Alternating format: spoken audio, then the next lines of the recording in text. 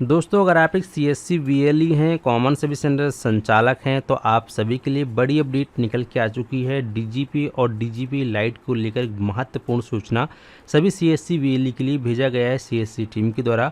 काफ़ी सारे CSC VLE confusion में थे कि मैं सीएससी डीजीपी को चलाऊं या फिर डीजीपी लाइट को चलाऊं, तो उन्हीं दोनों को लेकर यहां पर सीएससी टीम के द्वारा इस पोस्ट को ट्वीट करके बताया गया था कि डीजीपी और डीजीपी लाइट के बीच में अंतर क्या है। सबसे पहले आपको ये समझना है। अब आपको जो भी उपयोगी लगता है दोनों ही आप यूज़ कर सकते हैं, दोनों ही सीएससी की सर्विस है, चाहे आप डीजीपी चलाएं या डीजीपी लाइट चलाएं। आज की इस वीडियो में मैं आपको कंप्लीट जानकारी देने वाला हूं। तो अगर आप एक सीएससी वीएलई हैं, कॉमन सर्विस सेंटर संचालक हैं और आप सभी सीएससी के माध्यम से एईपीएस की सर्विस में काम करते हैं, तो यह वीडियो आप सभी के लिए काफ़ी ज़्यादा महत्वपूर्ण रहने वाला है। तो आपसे हाथ जोड़कर गुजारिश है, कृपया वीडियो को पूरा देखें। तो चलिए शुरू करते हैं। जैसा कि आप देख सकते हैं, बताया गया है different between DGP and DGP light, यानी कि डीजीपी और डीजीपी लाइट के बीच में अंतर क्या है। तो यहाँ पर जो है अंतर भी बताया गया है। जैसे कि यहाँ बताया गया डीजीपी, तो डीजीपी में बताया गया है कि लॉगिन करने के लिए वीएलई को फिंगरप्रिंट की आवश्यकता होती है डीजीपी के अंदर, ठीक है। वही अगर हम बात करें डीजीपी लाइट के लिए, तो डीजीपी लाइट में आपको लॉगिन करने के लिए वीएलई की फिंगर की आवश्यकता नहीं होती है। यहाँ पे आप ओटीपी के थ्रू आसानी से लॉगिन कर सकते हैं।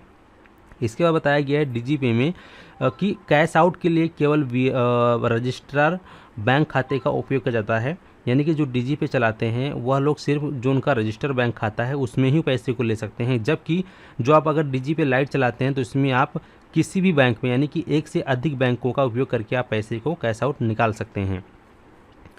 डीजीपी में कमीशन की बात कर लेते हैं। तो अगर आप सीएससी डीजीपी चलाते हैं तो सीएससी डीजीपी में जो कमीशन है डीजीपी लाइट के मुकाबले थोड़ा सा ज़्यादा है, ठीक है। वहीं अगर हम डीजीपी लाइट की कमीशन की बात करें तो डीजीपी के मुकाबले डीजीपी लाइट में कमीशन थोड़ा सा कम है, ठीक है। इसके बाद बताया गया है कि डीजीपी में तत्काल समाधान के लिए कोई भी लाइव चैट सुविधा उपलब्ध नहीं है, यानी कि अगर आप सीएससी का डीजीपी चलाते हैं तो इसमें आपको तत्काल समाधान के लिए कोई भी लाइव चैट सुविधा उपलब्ध नहीं है। जबकि अगर आप डीजीपी लाइट चलाते हैं तो आपको यहाँ पर तत्काल समाधान के लिए लाइव चैट की सुविधा उपलब्ध है। इसके साथ ही साथ डीजीपी लाइट में आपको यूपीआई का भुगतान, आधार भुगतान भी उपलब्ध है, यानी कि आप क्यूआर कोड से किसी से भी पेमेंट ले सकते हैं और आधार पे के माध्यम से भी पेमेंट निकाल सकते हैं। जबकि डीजीपी के अंदर यूपीआई और आधार पे उपलब्ध नहीं है। दोस्तों, हमने इस वीडियो में आपको डीजीपी और डीजीपी लाइट के अंतर के बारे में बता दिया है। आप लोग चाहें तो वीडियो को रोककर यहाँ पर पढ़ सकते हैं। डीजीपी के फ़ायदे ये हैं और डीजीपी लाइट में ये चीज़ें हैं, ठीक है।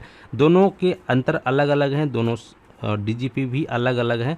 हालांकि दोनों ही सीएससी के द्वारा ही संचालित किए जा रहे हैं। डीजीपी और डीजीपी लाइट भी सीएससी के द्वारा संचालित किया जाता है। तो ऐसे में आप चाहें तो इसको भी यूज़ कर सकते हैं, आप चाहें तो उसको भी यूज़ कर सकते हैं। जो भी आपको सुविधा लगता है, जिसमें भी आपको काम करने में मज़ा आता है, आप उनमें से भी किसी में भी काम कर सकते हैं। ये आपके ऊपर डिपेंड करता है। हमने दोनों का आप सभी को जो फ़ायदा और नुकसान बता दिया है। उम्मीद करता हूं दोस्तों कि आप सभी अच्छे समझ गए हैं। और अगर आपके मन में कोई और कन्फ्यूजन है, डाउट है, तो आप सभी हमें कमेंट बॉक्स में कमेंट करके ज़रूर बताएं। अगर हमारी ओपिनियन की बात करें तो मैं तो खैर डीजीपी लाइट यूज़ करता हूं। जब से डीजीपी लाइट आया है सीएससी के अंदर, मैं डीजीपी को चलाना छोड़ दिया हूं। मैं डीजीपी लाइट से ही काम करता हूं, क्योंकि डीजीपी लाइट में जो है सर्वर एरर जल्दी आता नहीं है, ठीक है। कोई समस्या आती नहीं है और अगर बाई चांस कभी आ भी गया तत्काल हमें उसका समाधान मिल जाता है। और अच्छी बात है कि मैं यहाँ से क्यूआर कोड से पेमेंट ले सकता हूँ, आधार पे के द्वारा जितना मर्जी उतना में पेमेंट निकाल सकता हूँ। जबकि डीजीपी में ये सुविधा उपलब्ध नहीं है।